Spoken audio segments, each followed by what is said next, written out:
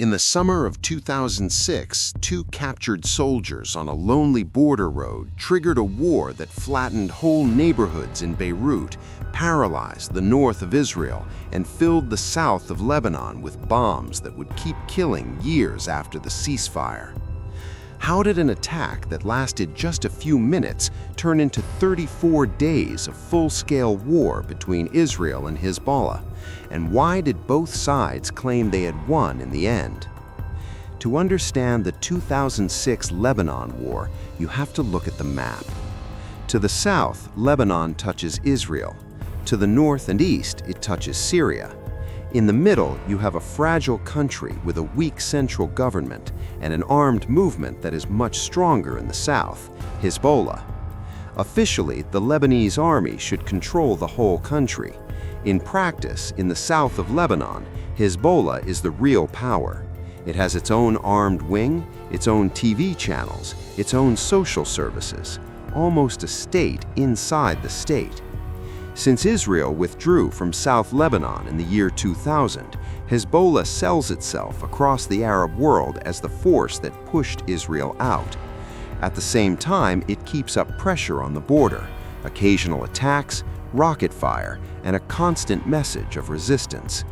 Israel, for its part, sees Hezbollah as a direct and growing threat, armed and supported by Iran and Syria. The situation is tense but contained, until, on one July morning, someone crosses the line. July 12, 2006. Late in the morning, Hezbollah fires rockets at Israeli positions near the border. It is the perfect background noise. While everyone looks up at the sky, a small commando unit moves on the ground. They cross the border in a spot where security is weaker. They wait for an Israeli patrol. When the jeeps arrive, they ambush them with explosives and anti-tank weapons. In a few minutes, several Israeli soldiers are dead. Two are captured and taken back across the border into Lebanon. For Hezbollah, the idea looks simple. They want to repeat a formula that worked in the past: capture Israeli soldiers and then use them as bargaining chips to demand the release of Arab prisoners. But this time, Israel does not want another slow negotiation. This time, its leaders decide to respond as if this were a casus belli, a reason for war.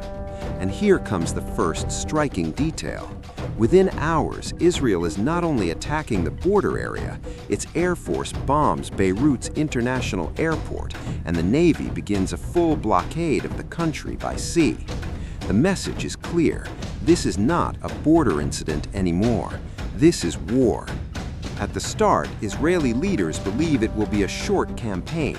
Hit Hezbollah hard, destroy its rocket launchers, put pressure on the Lebanese government so it will control the south, and then go home. From July 13th onward, Israeli planes, artillery, and ships strike targets across Lebanon. They hit suspected Hezbollah bases, roads, and bridges leading to the south, the southern suburbs of Beirut where Hezbollah has offices, and key parts of the country's infrastructure. But Hezbollah answers in a way that surprises many observers. It does not collapse under the airstrikes. It keeps firing rockets into Israel every single day. Over 34 days, Hezbollah launches around 4,000 rockets at northern Israel. Cities and towns like Haifa, Nahariya, and Kiryat Shmona spend week after week under fire. Dozens of civilians are killed. Hundreds of thousands of people move south or live in shelters. In some cases, Hezbollah mixes rocket fire with psychological warfare. Messages on its TV channels, threats and statements aimed at Israeli viewers, trying to create a constant feeling of fear and vulnerability. What was supposed to be a quick, controlled operation turns into something very different, a war in which Israel controls the sky but cannot silence Hezbollah's rockets. And while this happens, the whole of Lebanon pays the price. As the days pass, the images from Lebanon grow more and more devastating. Entire blocks in the southern suburbs of Beirut turn into gray piles of concrete. In the south of the country, villages, roads, and bridges are smashed by bombs and shells. By the end of the fighting, somewhere between about 1,100 and 1,300 people have been killed in Lebanon, many of them civilians. Almost 1 million people have had to flee their homes. In Israel, Hezbollah's rockets killed dozens of civilians as well, and force hundreds of thousands of residents to leave the north or to spend long weeks underground in shelters. But one of the darkest details of this war is not obvious in the first days. It appears more clearly after the ceasefire.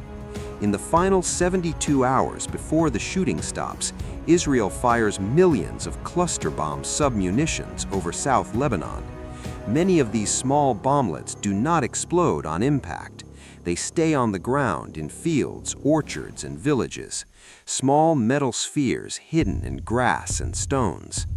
After the war, children, farmers, and deminers keep dying or losing limbs when they step on bombs that were dropped in 2006 and never detonated.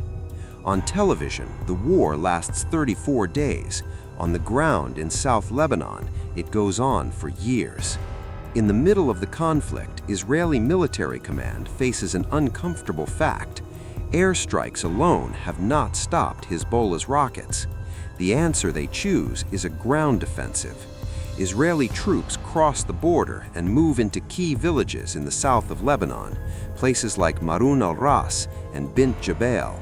There, they find something they were not fully prepared for: Hezbollah fighters who know the terrain, well-prepared defensive positions, tunnels and bunkers, and an enemy that is ready to fight house by house. Israel suffers dozens of military casualties, loses tanks and helicopters, and each passing day the initial image of a limited operation looks more and more like a difficult and costly war. After the conflict, the Israeli government orders an official investigation. It is called the Winograd Commission. Its report is harsh. It criticizes the way the war was planned. It says political and military leaders went in without clear goals and without a solid strategy for dealing with Hezbollah. The conclusion is painful. Israel, with all its military superiority, did not achieve a clear, decisive victory over a much smaller force. On the other side, Hezbollah pays a very high price in lives and destruction. But its leader, Hassan Nasrallah, survives. The organization is still standing after weeks of heavy bombardment. That allows Hezbollah to present the war to its supporters as a divine victory, the small force that stood up to the regional giant and did not break. In simple terms, both sides declare victory in public, and at the same time, both sides come out of the war deeply wounded. Finally, under intense international pressure, the United Nations Security Council approves Resolution 1701. It calls for an end to hostilities. It demands the withdrawal of Israeli forces from South Lebanon. It sends the Lebanese army and international peacekeepers to the border region. On August 14, 2006, the ceasefire comes into force. The rockets stop. The tanks pull back. On paper, the war is over. But if you zoom out, you see something uncomfortable. The Lebanon War of 2006 is, in many ways, a direct consequence of the Lebanon War of 1982. Israel is no longer fighting the PLO, and it is not fighting the regular Lebanese army. It is fighting that same militia that grew up in the vacuum and resentment left behind by the War of '82. In other words, the enemy Israel faces in 2006 looks very much like an enemy that Israel itself, at least in part, helped to create. And here, the story turns into a question. If every attempt to solve a conflict plants the seeds of the next one, can you really close the circle of wars in the Middle East without using a level of force so destructive that the other side is simply unable to respond?